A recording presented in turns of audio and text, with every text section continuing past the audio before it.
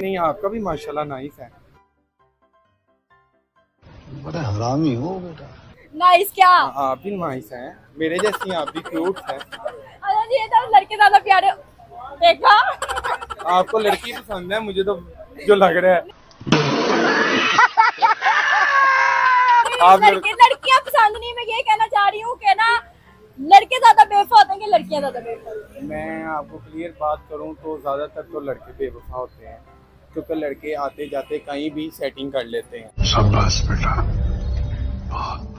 ठीक है, लड़के कहीं भी सेटिंग कर लेते हैं, रिश्ते के पीछे लगा ली या किसी गली में रोक ली या कहीं भी सेटिंग लगा लेते हैं। ठीक है, अपना टाइम स्पेंड करते हैं, अपना टाइम गुजार के उसको ड्रे कर देते हैं, उसको स्किप कर देते हैं।